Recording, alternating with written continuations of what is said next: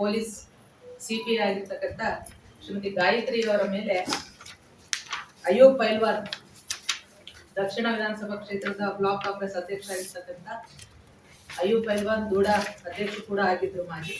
ಹಾಗೆ ಅವರ ಮಕ್ಕಳು ಹುಸೇನ್ ಅನ್ನೋರು ಅವ್ರನ್ನ ಗಲಭೆ ಮಾಡಿದಂತ ಸಂದರ್ಭದಲ್ಲಿ ಅವ್ರನ್ನ ಬಂಧನ ಮಾಡ್ಲಿಕ್ಕೆ ಹೋಗ್ತಾರೆ.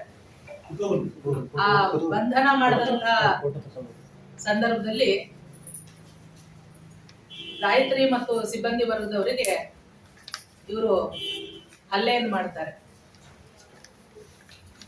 ಹೆಣ್ಣು ಅನ್ನೋದು ಪಕ್ಕಕ್ಕಿಟ್ಟು, ಅವರು ಪೊಲೀಸ್ ಅನ್ನೋದನ್ನ ಪಕ್ಕಕ್ಕಿಟ್ಟು ಯೋಚನೆ ಮಾಡೋದಾದ್ರೂ ಕೂಡ ಒಂದು ಹೆಣ್ಣು ಅನ್ನೋದನ್ನು ಕೂಡ ಮರೆತು ಅವರು ಹಲ್ಲೆಗೆ ಮುಂದಾಗಿದ್ದಾರೆ. ಆದ್ರೆ ಯಾವುದೇ ಗಂಡಸು ಕೂಡ ನಾಚುವಂತೆ ಅವತ್ತು ಗಾಯತ್ರಿ ಅವರು ತಮ್ಮ ಅಧಿಕಾರದ ಶಕ್ತಿಯನ್ನ ಅವ್ರ ಮುಂದೆ ಪ್ರದರ್ಶಿಸಿದ್ದಾರೆ. ಆ ಗೂಂಡಾವರ್ತನೆಗೆ ತಕ್ಕದಾದಂತ ಉತ್ತರವನ್ನ ಕೊಟ್ಟು ಆ ಅಪರಾಧಿಗಳನ್ನ ಬಂಧಿಸೋದ್ರಲ್ಲಿ ಯಶಸ್ವಿಯಾಗಿದ್ದಾರೆ. ಅವರಿಗೆ ಮೊದಲನೇದಾಗಿ ನಮ್ಮ ಇಡೀ ಮಹಿಳಾ ತಂಡ ಅಭಿನಂದನೆಯನ್ನ ಸಲ್ಲಿಸುತ್ತೆ. ಬಹುಶಃ ಇತರ ದಕ್ಷ ಅಧಿಕಾರಿಗಳು ಹೆಚ್ಚಾದ್ರೆ ಹೆಣ್ಮಕ್ಳಿಗೆ ರಕ್ಷಣೆ ಜೊತೆಗೆ ಜಿಲ್ಲೆಯಲ್ಲಿ ನಡೀತಿರ್ತಕ್ಕಂತಹ ಗುಂಡಾಗಿರಿ ಒಂದು ಹಂತಕ್ಕಾದ್ರೂ ಬರುತ್ತೆ ಅನ್ನೋ ನಮ್ಗೆ ಆಶಾಭಾವನೆ ಮೂಡಿದೆ ಇಂಥ ಅಧಿಕಾರಿಗಳಿಂದ. ಅವರ ಬೆಂಬಲಕ್ಕೆ ಶ್ರೀಮತಿ ಉಮಾ ಪ್ರಶಾಂತ್ ಅವರು ಕೂಡ ನಿಂತ್ಕೊಳ್ಬೇಕು. ಹಾಗೆ ಉಳಿದಂತಹ ಮೇಲ್ವರ್ಗದ ಅಧಿಕಾರಿಗಳೆಲ್ಲರೂ ಕೂಡ ಅವರ ಬೆಂಬಲಕ್ಕೆ ನಿಂತ್ಕೊಳ್ಬೇಕು ಅಂತ ನಾವು ಆಗ್ರಹ ಪಡಿಸ್ತೇವೆ. ಒಂದು ಪೊಲೀಸ್ ಸಿಬ್ಬಂದಿಗಳಿಗೆ ರಕ್ಷಣೆ ಇಲ್ಲ ಅಂತಕ್ಕಂಥ ವಾತಾವರಣವನ್ನ ಸೃಷ್ಟಿ ಮಾಡಿದ್ದಾರೆ ಅಂದ್ರೆ ದಾವಣಗೆರೆಯಲ್ಲಿ ನಾವೇನ್ ತಾಲಿಬಾನಿ ವ್ಯವಸ್ಥೆಗೆ ಹೋಗ್ತಾ ಇದೀವ ದಿನದಿಂದ ದಿನಕ್ಕೆ ಅನ್ನೋದು ನನಗೆ ಅನುಮಾನ ಬರ್ತಾ ಇದೆ. ಪೊಲೀಸ್ನವ್ರಿಗೆ ಕೈ ಎತ್ತುತ್ತಾರೆ ಅಂದ್ರೆ ಅಲ್ಲಿ ಇರ್ತಕ್ಕಂಥ ಸುತ್ತಮುತ್ತ ಸಾಮಾನ್ಯ ಜನರನ್ನ ಇನ್ ಯಾವ ರೀತಿ ದಬ್ಬಾಳಿಕೆ ದರ್ಪಗಳ ಮೂಲಕ ಇವರು ನೋಡ್ತಾರೆ ಅನ್ನೋದು ನಿಜಕ್ಕೂ ಒಂದು ಭಯದ ವಾತಾವರಣವನ್ನು ಸೃಷ್ಟಿಸುವಂತ ಆತಂಕಕಾರಿ ವಿಚಾರ. ಪೊಲೀಸರನ್ನ ಭಯನೇ ಇಲ್ಲಲ್ಲ ಸ್ವಾಮಿ ಅವರಿಗೆ. ಏನ್ ಕಾರಣ ಇದಕ್ಕೆ? ಪೊಲೀಸ್ ಇಲಾಖೆಯನ್ನ ತಮ್ಮ ಕೈಗೊಂಬೆಯನ್ನಾಗಿ ಮಾಡ್ಕೊಂಡ್ರದೇ ಇದಕ್ಕೆ ನೇರವಾಗಿ ಕಾರಣ ಅಂತ ಹೇಳಿದ್ರೆ ತಪ್ಪಾಗ್ಲಿಕ್ಕಿಲ್ಲ. ಏನು ಮಾನ್ಯ ಜಿಲ್ಲಾ ಉಸ್ತುವಾರಿ ಸಚಿವರ ಬೆಂಬಲ ಇದೆ, ಅವರ ಹಿಂದೆ ಉಸ್ತುವಾರಿ ಸಚಿವರಿದ್ದಾರೆ ಅನ್ನಕ್ಕಂತ ಒಂದು ಉದ್ದೇಶವನ್ನ ಇಟ್ಕೊಂಡು ಅವರು ಈ ತರದ ಕಾನೂನು ಬಾಹಿರ ಚಟುವಟಿಕೆಗಳಲ್ಲಿ ತೊಡಕೊಂಡಿದ್ದಾರೆ. ಇದಕ್ಕೆ ಜನ ಹಿತ ಕಾಪಾಡೋದಕ್ಕೆ ಜನ ನಿಮಗೆ ಮತ ಹಾಕಿದರೆ ಹೊರತು ಯಾವ್ದೋ ಪುಡಿ ರೌಡಿಗಳನ್ನ ಗೂಂಡಾಗಿರಿ ಮಾಡುವಂತವ್ರನ್ನ, ದಾದಾಗಿರಿ ಮಾಡುವಂತವ್ರನ್ನ, ಮರಳು ದಂಧೆ ಮಾಡುವಂತವ್ರನ್ನ, ಅಕ್ರಮ ಅಕ್ಕಿ ವ್ಯಾಪಾರ ಮಾಡುವಂತವ್ರನ್ನ ರಕ್ಷಣೆ ಮಾಡೋದಕ್ಕೋಸ್ಕರ ಏನು ತಮಗೆ ಮತ ಹಾಕಿಲ್ಲ. ಸನ್ಮಾನ್ಯ ಜಿಲ್ಲಾ ಉಸ್ತುವಾರಿ ಸಚಿವರುಗಳು ನನ್ನ ಜೊತೆ ಫೋಟೋ ಹಾಕೊಂಡ ತಕ್ಷಣ ನಾನೇನು ಅವ್ರ ಸಂಬಂಧನ ನಾನು ಅವ್ರಿಗೆ ಬೆಂಬಲಿಸ್ತೀನಿ ಅನ್ನುವಂತ ಉಡಾಫೆಯ ಉತ್ತರವನ್ನ ಕೊಡ್ತಾರೆ. ಈಗಾಗ್ಲೇ ತಾವು ಗಮನಿಸಿದಂಗೆ ಅವರ ಆಪ್ತ ವಲಯದಲ್ಲಿ, ಸನ್ಮಾನ್ಯ ಜಿಲ್ಲಾ ಉಸ್ತುವಾರಿ ಸಚಿವರ ಆಪ್ತ ವಲಯದಲ್ಲಿರ್ತಕ್ಕಂಥವ್ರು ಎಲ್ಲರೂ ಕೂಡ ಕಾನೂನು ಬಾಹಿರ ಚಟುವಟಿಕೆಗಳು, ಅಕ್ರಮ ದಂಧೆನಲ್ಲಿ ತೊಡಕೊಂಡು ಒಬ್ಬರಾದ್ಮೇಲೆ ಒಬ್ರು ಕಂಬಿ ಹಿಂದೆ ಹೋಗ್ತಾ ಇದ್ದಾರೆ. ಇದಕ್ಕೆ ತಾವೇನ್ ಹೇಳ್ತೀರಾ? ಇದಕ್ಕೆ ಉತ್ತರ ಕೊಡ್ಬೇಕಲ್ಲ ತಾವು. ಹಾಗೇನೆ ಮಾನ್ಯ ಮಹಿಳಾ ಸಂಸದರು ನಮ್ಮ ಪ್ರಭಾ ಮಲ್ಲಿಕಾರ್ಜುನ್ ಮೇಡಮ್ ಅವರು ಒಬ್ನಿಗೆ ರಕ್ಷಾಧಾಗ ಅಂತ, ರಕ್ಷಾ ಬಂಧನದಲ್ಲಿ ರಕ್ಷಾಧಾಗ ಅಂತ ಕಟ್ತಾರೆ, ಮೊಹಮ್ಮದ್ ಜಮೀರ್ ಅನ್ನೋರಿಗೆ. ಆತ ಮೊನ್ನೆ ಅಕ್ರಮ ಅಕ್ಕಿ ದಂಧೆನಲ್ಲಿ ಸಿಕ್ಕು ಬಿದ್ದಿದ್ದಾನೆ. ಅಂದ್ರೆ ನೀವು ಅಂತ ಕಳ್ಳ ಕಾಕರಿಗೆ ರಕ್ಷಣೆ ಕೊಡೋದಕ್ಕೆ ನೀವು ಸಂಸದರಾಗಿದ್ದೀರಾ? ಒಬ್ಬ ಮಹಿಳಾ ಅಧಿಕಾರಿ ಮೇಲೆ ಈ ತರದ ಒಂದು ದೌರ್ಜನ್ಯದ ಸ್ಥಿತಿ ಬಂದಿರೋದಕ್ಕೆ ಈಗ ಕಳೆದ 3-4 ದಿನಗಳಲ್ಲಿ ಮಾಧ್ಯಮಗಳಲ್ಲಿ ಬರ್ತಾ ಇದೆ. ತಾವು ಒಂದಾದಕ್ಕೆ ಪ್ರತಿಕ್ರಿಯೆಯನ್ನ ಕೊಟ್ಟಿದ್ದೀರಾ? ಕೇವಲ ತಮ್ಮ ಪ್ರಚಾರ ಪ್ರಿಯತೆಗಾಗಿ ಅಷ್ಟೇನಾ ನೀವು ಮಾತಾಡೋದು? ಯಾವುದೇ ಅಧಿಕಾರಿಗಳಿಗೆ ರಕ್ಷಣೆ ಇಲ್ಲ ಅಂತಕ್ಕಂಥ ಸಂದರ್ಭದಲ್ಲಿ ನಿಮ್ಮ ಬಾಧ್ಯತೆ ಇಲ್ವಾ? ನೀವು ಉತ್ತರದಾಯಿಗಳಲ್ವಾ? ಯಾಕೆ ಈ ತರದ ಮಲತಾಯಿ ಧೋರಣೆ? ಬಿಡಿ, ಅವ್ರ ಕಷ್ಟ ದುಃಖಗಳಿಗಂತೂ ನೀವು ಸ್ಪಂದಿಸೋದಿಲ್ಲ, ಬೇಡ. ಆದ್ರೆ ಅಧಿಕಾರಿಗಳು ಒಂದು ಸ್ವತಂತ್ರವಾಗಿ ಕೆಲಸ ಮಾಡೋದಕ್ಕೆ, ಅದು ತಮ್ಮ ವೈಯಕ್ತಿಕ ವಿಚಾರಕ್ಕಲ್ಲ, ರಕ್ಷಣೆ ವಿಚಾರಕ್ಕೆ, ಏನು ಶಾಂತಿಯನ್ನ ಕದಡುವಂತ ಸಂದರ್ಭದಲ್ಲಿ ಅವ್ರಿಗೆ ಹೋದಂತ ಅವ್ರು ಮಾಡಿರ್ತಕ್ಕಂತ ಒಂದು ಹಲ್ಲೆಗೆ ನೀವು ಒಂದು ಸಣ್ಣ ಪ್ರತಿಕ್ರಿಯೆನೂ ಕೂಡ ಕೊಡಲ್ಲ ಅಂತಂದ್ರೆ ಒಬ್ಬ ಮಹಿಳಾ ಸಂಸದರಾಗಿ ನೀವು ಇದೇನಾ ಸ್ಪಂದನೆ ಕೊಡ್ತಾ ಇರ್ತಕ್ಕಂಥದ್ದು? ಇದು ಒಂದೇ ವಿಚಾರ ಅಲ್ಲ, ಜಿಲ್ಲೆಯಲ್ಲಿ ಯಾವುದೇ ಮಹಿಳಾ ಪರವಾಗಿರ್ತಕ್ಕಂಥ ಯಾವುದೇ ಗಲಭೆಗಳು ನಡೀಲಿ, ನಾವು ಉದಾಹರಣೆಗೆ ಹೇಳ್ಬೇಕಂತಂದ್ರೆ ಈ ಒಂದು ಘಟನೆ ಹೊರತುಪಡಿಸಿ ಅದೇ ದಕ್ಷಿಣ ವಿಧಾನಸಭಾ ಕ್ಷೇತ್ರದಲ್ಲಿ ಐ ಲವ್ ಮೊಹಮ್ಮದ್ ಅಂತಕ್ಕಂಥ ಒಂದು ಬ್ಯಾನರ್ ಕಟ್ಟುವಂತ ಸಂದರ್ಭದಲ್ಲಿ ಹೆಣ್ಮಕ್ಳಿಗೆ ಮನೆಗೆ ನುಗ್ಗಿ ಮಾರಣಾಂತಿಕವಾಗಿ ಹಲ್ಲೆ ಮಾಡಿದ್ರು. ಆ ಒಂದು ಸಂದರ್ಭದಲ್ಲೂ ಕೂಡ ತಾವು ಒಂದು ಅಕ್ಷರ ಸಹಿತ ಮಾತಾಡ್ಲಿಲ್ಲ. ಯಾಕೆ ಈ ಧೋರಣೆ ತಮ್ಮದು?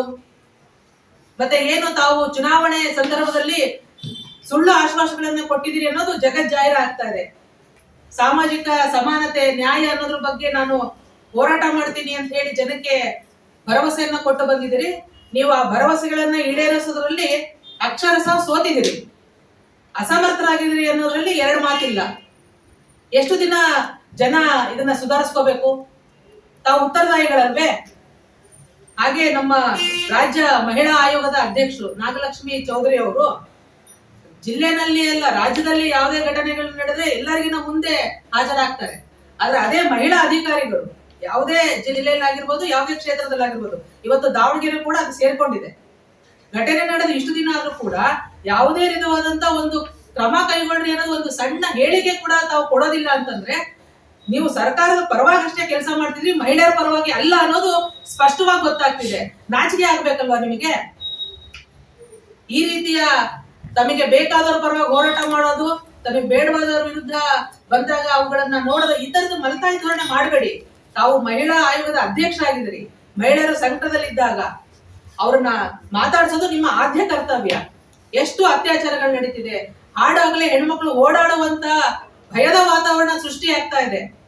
ಇದನ್ನೆಲ್ಲ ಕೂಡ ತಾವು ಗಮನಿಸ್ತಾ ಇಲ್ವಾ? ತಾವು ದಯಮಾಡಿ ಈ ಮುಂದಿನ ದಿನಗಳಲ್ಲಿ ಈ ತರದ ಘಟನೆಗಳು ಪುನರಾವರ್ತನೆ ಆಗದಂತೆ ಗಂಭೀರವಾಗಿ ಇದನ್ನ ಪರಿಗಣಿಸಬೇಕು ಅಂತ ಇಡೀ ಮಹಿಳಾ ಮೋರ್ಚಾ ತಂಡ ಇವತ್ತು ಆಗ್ರಹ ಪಡಿಸ್ತಾ ಇದೆ. ಈ ಒಂದು ವಿಚಾರಕ್ಕೆ ಸಂಬಂಧಪಟ್ಟಂಗೆ ನಾವು ಮಾನ್ಯ ಜಿಲ್ಲಾಧಿಕಾರಿಗಳಿಗೆ ಕೂಡ ಒಂದು ಮನವಿ ಪತ್ರವನ್ನ ಸಲ್ಲಿಸ್ತೀವಿ. ಜಿಲ್ಲಾ ವರಿಷ್ಠಾಧಿಕಾರಿ, ಪೊಲೀಸ್ ವರಿಷ್ಠಾಧಿಕಾರಿಗಳು ಕೂಡ ಒಂದು ಮನವಿಯನ್ನ ಸಲ್ಲಿಸ್ತೀನಿ. ಮತ್ತೆ ಹಾಗೆ ಮಹಿಳಾ ಆಯೋಗಕ್ಕೂ ಕೂಡ ನಾವು ದೂರನ್ನ ನೀಡ್ತೇವೆ. ಇವರೆಲ್ಲರೂ ಕೂಡ ಕಾರ್ಯರೂಪಕ್ಕೆ ಆಗಬೇಕು, ಕಾರ್ಯಪ್ರವೃತ್ತರಾಗಬೇಕು.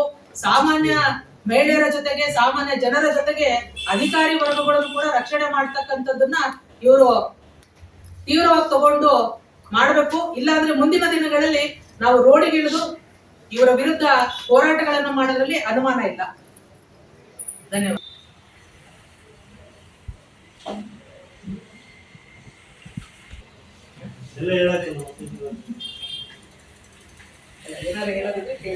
ಆಸ್ಪತ್ರೆಯಲ್ಲಿ ಟ್ರೀಟ್ಮೆಂಟ್ ಕೊಟ್ರೆ ನಮ್ಮ ಡ್ರಗ್ ದಂಧೆನಲ್ಲಿ ಅರೆಸ್ಟ್ ಆಗಿರ್ತಕ್ಕಂಥವ್ರಿಗೆ ತಮ್ಮ ಸುತ್ತಮುತ್ತ ಎಂತ ವ್ಯಕ್ತಿಗಳಿದ್ದಾರೆ, ತಮ್ಮ ಸುತ್ತಮುತ್ತ ಎಂಥವ್ರನ್ನ ನಾವು ಹಿಡ್ಕೊಂಡಿದೀವಿ ಅನ್ನುವಂತ ಸಾಮಾನ್ಯ ಪರಿವೇ ಇಲ್ಲ ಅಂತಂದ್ರೆ ಜನರ ನೋವುಗಳಿಗೆ ಹೇಗೆ ಸ್ಪಂದನೆ ಕೊಡೋದಕ್ಕೆ ಸಾಧ್ಯ?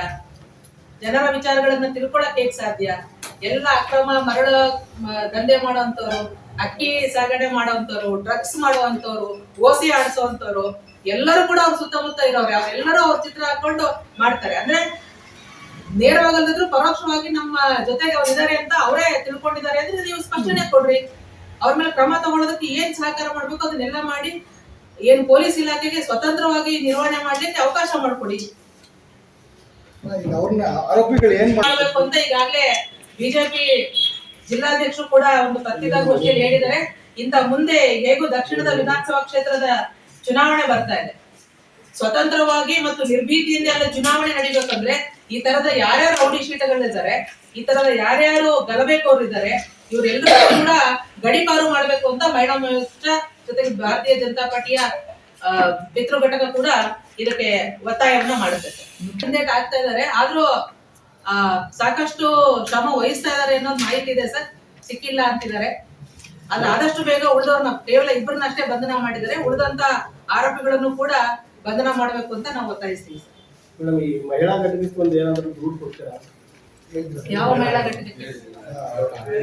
ಮಹಿಳಾ ಆಯೋಗಕ್ಕೆ ನಾವು ಖಂಡಿತ ದೂರು ಕೊಡ್ತೀವಿ, ಅವರನ್ನ ಪ್ರಶ್ನೆ ಮಾಡ್ತೀವಿ. ಹಾಗೆ ಜಿಲ್ಲಾಧಿಕಾರಿಗಳಿಗೂ ಕೂಡ ಒಂದು ಮನವಿಯನ್ನ ಸಲ್ಲಿಸ್ತೀವಿ. ಮತ್ತೆ ಉಮಾ ಪ್ರಶಾಂತ್ ಅವರು SP ಮೇಡಮ್ ಕೂಡ ಒಂದು ಮನವಿಯನ್ನ ಸಲ್ಲಿಸ್ತೀವಿ ಸರ್. ಹಾಗೆ ಅವ್ರನ್ನ ಗಡಿಪಾರು ಮಾಡಬೇಕು. ಅವ್ರ ವಿರುದ್ಧ ಗಂಭೀರವಾದ ಆರೋಪಗಳನ್ನ ಹಾಕಿ ಅವರ ಮೊಬೈಲ್ನ ಕಸ್ಕೊಂಡಿದ್ದಾರೆ. ಅವರಿಗೆ ಹೊಡಿಬಾರದ ಜಾಗಕ್ಕೆ ಹೊಡೆದಿದ್ದಾರೆ. ಒಬ್ಬ ಹೆಣ್ಮಕ್ಳಾಗಿ ನಾವು ಹೇಳ್ಕೊಳಕ್ಕೆ ಮುಜುರ ಆಗುವಂತ ಪರಿಸ್ಥಿತಿಯಲ್ಲಿ ಆ ಹೆಣ್ಮಗಳು ತನ್ನ ಶಕ್ತಿಯುತವಾಗಿ ತನ್ನ ಬಲವನ್ನ ಪ್ರದರ್ಶಿಸಿ ತನ್ನ ಕರ್ತವ್ಯವನ್ನು ನಿರ್ವಹಿಸಿದ್ದಾರೆ. ಅವರಿಗೆ ಇಡೀ ಮಹಿಳಾ ಮೋರ್ಚಾ ತಂದ, ಇಡೀ ದಾವಣಗೆರೆ ಹೆಣ್ಮಕ್ಳು ಕೂಡ, ಕರ್ನಾಟಕದ ಹೆಣ್ಮಕ್ಳು ಕೂಡ ಅವ್ರ ಜೊತೆಗೆ ನಾವು ನಿಂತ್ಕೋತೀವಿ ಸರ್. ಅವ್ರು ನಾಳೆ ಅವ್ರನ್ನ ಟ್ರಾನ್ಸ್ಫರ್ ಮಾಡೋದು, ಮತ್ತೊಂದು ಮಾಡೋದು, ಒತ್ತಡ ಬಂದ್ರು ಕೂಡ ಯಾವುದೇ ಒತ್ತಡಕ್ಕೆ ಮಣಗಾಗದೆ ಇಂಥ ದಕ್ಷ ಅಧಿಕಾರಿಗಳನ್ನ ನಾವು ದಾವಣಗೆರೆಯಲ್ಲಿ ಉಳಿಸ್ಕೋಬೇಕು ಅನ್ನೋದು ನಮ್ಮ ಆಗ್ರಹ ಸರ್. ನಾಚಿಕೆ ಆಗ್ಬೇಕು ಸರ್. ಸರ್ ಅವರಿಗೆ ನಾವು ಸಾಂತ್ವನ ಹೇಳಿದೀವಿ ಸರ್. ನಿಮ್ಮ ಜೊತೆಗೆ ಇಡೀ ನಾಗರಿಕ ಜನ ಇದ್ದಾರೆ, ಮಹಿಳಾ ಮೋರ್ಚಾ ತಂಡ ಇದೆ ಅಂತಕ್ಕಂಥ ಒಂದು ಸಾಂತ್ವನದ ಮಾತುಗಳನ್ನ ನಾವು ಆಡಿದೀವಿ. ಸನ್ಮಾನ್ಯ ಸಚಿವರಲ್ಲಿ ನಾವು ಒಂದು ಕೇಳ್ತೀನಿ, ಈ ಗೂಂಡಾವನ್ನು ಏನು ಇದ್ದಾನೆ ಅವನ ಹುಸೇನು ಮತ್ತೆ ಅವರ ಸಹಚರನ ಬಂಧಿಸ್ಲಿಕ್ಕೆ ಹೋದಾಗ ಅವನೊಂದು ಮಾತನ್ನ ಹೇಳ್ತಾನೆ, ನಿಮ್ಮನೆ ಹೆಣ್ಮಕ್ಳ ಮೇಲೆ ಕೈ ಹಾಕಿದೀವೇನೋ ಅಂತ ಹೇಳ್ತಾನೆ. ಎಷ್ಟು ಉದ್ದಟತನದ ಮಾತು. ನಿಮ್ಮ ಹೆಣ್ಮಕ್ಳಿಗೆ ಮಾತಾಡ್ತಾರೆ ಅನ್ನೋದಾದ್ರೆ ನೀವೇನು ಎಲ್ಲಿ ತನಕ ಬಿಡ್ಕಂತೀರ ಅವ್ರನ್ನ? ನಾಳೆ ಇದಂತ ನಿಜವಾಗ್ಲೂ ನಿಮಗೆ ನೈತಿಕತೆ ಇದ್ರೆ ಯಾವುದೇ ಕಾರಣಕ್ಕೂ ಅವ್ರ ರಕ್ಷಣೆ ಮಾಡಬಾರ್ದು.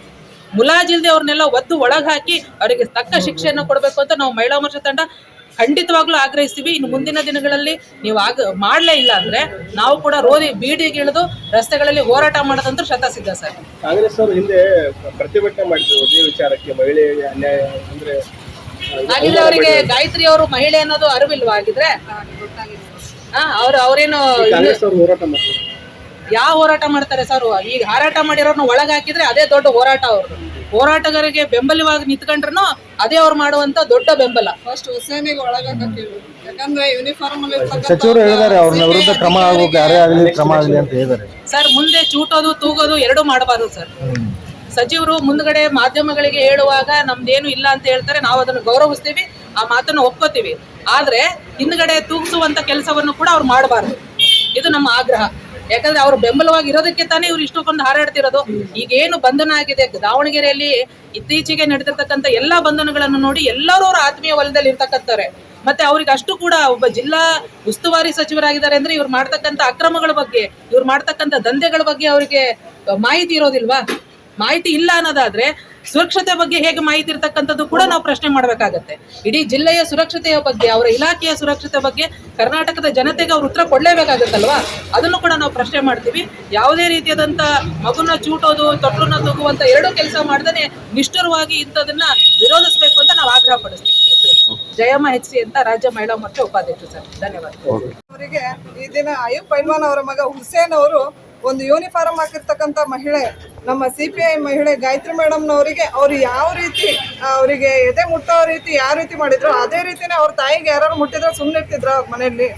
ಯಾಕೆ ಅವ್ರ ಮನೇಲಿ ಹೆಂಡತಿ ಮಕ್ಕಳು ಅಕ್ಕ ತಂಗಿ ಯಾರು ಇಲ್ವಾ? ಈ ಸರ್ಕಾರ ನೋಡ್ಕೊಂಡು ಸುಮ್ಮನೆ ಕೂತಿದ್ಯಾ? ಯಾಕೆ ನಮಗೆ ಮುಂದೆ ಈಗಿನ ವಾತಾವರಣದಲ್ಲಿ 50-50 ಇದೆ, ಮಹಿಳೆಯರಿಗೆ 50-50 ಜೆಂಟ್ಸಿಗಿದೆ. ಈ ವಾತಾವರಣದಲ್ಲಿ ನಾವು ಮಹಿಳೆಯರಿಗೆ ಕಾಲೇಜಿಗೆ ಕಳ್ಸೋದಾಗಿರ್ಬೋದು, ಮಕ್ಳಿಗೆ ಹೊರಗಡೆ ಕಳ್ಸೋದಾಗಿರ್ಬೋದು, ಈ ರೀತಿ ಪೊಲೀಸ್ನವರಿಗೆ ಈ ರೀತಿ ಆದ್ರೆ ನಾವು ಹೊರಗಡೆ ಇರ್ತಕ್ಕಂಥ ಜನ ಏನ್ ಮಾಡ್ಬೇಕು? ಇದನ್ನ ಅಧಿಕಾರಿಗಳು ಸ್ವಲ್ಪ ಯೋಚನೆ ಮಾಡಿಕೊಂಡು, ಈಗಿರ್ತಕ್ಕಂಥ ಜಿಲ್ಲಾ ಮಂತ್ರಿಗಳು ಯೋಚನೆ ಮಾಡಿ, ಈಗ ಹೊರಗಡೆ ಇವಾಗ ಕಾಲೇಜಿಗಾಗ್ಲಿ ಸರ್ವತ್ತಲ್ಲಿ ಈಗ ನಮ್ಮ ಗಾಂಧೀಜಿಯವರು ಸುಮಾರು ಈಗ 17 ನಿಂದನೂ ಕೂಡ ನಾವು ಸ್ವತಂತ್ರವಾಗಿ ಓಡಾಡ್ತಿದೀವಿ ಅಂತ ಹೇಳ್ತಾರೆ. ಮಧ್ಯರಾತ್ರಿ 12 ಗಂಟೆಗೆ ಓಡಾಡ್ತಿದೀವಿ ಅಂತ ಹೇಳ್ತಾರೆ. ಮಧ್ಯರಾತ್ರಿ 12 ಓಡಾಡೋಕಿನ ಬೆಳಗ್ಗೆನೆ 12 ಗಂಟೆಗೆ ಈ ರೀತಿ ಆಗ್ತಾ ಇದೆಯಲ್ಲ ಇಲ್ಲಿ ದಾವಣಗೆರೆಯಲ್ಲಿ. ಇದಕ್ಕೆ ಯಾರು ಹೊಣೆ? ಪೊಲೀಸರಿಗೆ ರಕ್ಷಣೆ ಇಲ್ಲ ಅಂದ್ರೆ ನಮಗೇನ್ ರಕ್ಷಣೆ ಇದೆ ಇಲ್ಲಿ? ಮಹಿಳೆಯರಿಗೆ ಏನ್ ರಕ್ಷಣೆ? ನಾವ್ ಯಾರಿಗೆ ಕೇಳ್ಬೇಕು ರಕ್ಷಣೆನ? ಹಾಗಾಗಿ ದಯವಿಟ್ಟು ಯಾರೇ ಆಗಿರ್ಲಿ ಕೂಡ ಈಗ ಅಧಿಕಾರಿಗಳು, ಈಗ ನಮ್ಮ SP ಮೇಡಮಿಗೆ ನಾನು ಒಂದೇ ಕೇಳೋದು, ಏನಾದರೂ ಕೂಡ ನಮ್ಮ ಗಾಯತ್ರಿ ಮೇಡಮ್ ಜೊತೆಗೆ ನಿಂತಿದ್ದು ಅವರಿಗೆ ನೀವು ಒಂದು ಇದನ್ನ ಸಹಕಾರ ಕೊಡ್ಬೇಕಾಗಿ ತಮ್ಮಲ್ಲಿ SP ಮೇಡಮ್ ಅಲ್ಲಿ ಕೇಳ್ಕೊಳ್ತಾ ಇದ್ದೀನಿ. ಯಾವುದೇ ಅಧಿಕಾರ ಆಮಿಷಕ್ಕೆ ಒಳಗಾಗ್ದಲೆ ಮೇಡಮ್ ಇದನ್ನ ಕಾರ್ಯರೂಪಕ್ಕೆ ತಗೊಂಬನ್ನಿ ಅಂತ ಹೇಳ್ತಾ ಇದ್ದೀನಿ. ಮಹಿಳಾ ಆಯೋಗ ಶಿವಕುಮಾರ್, ಸಮಾಜ ಸೇವಕ.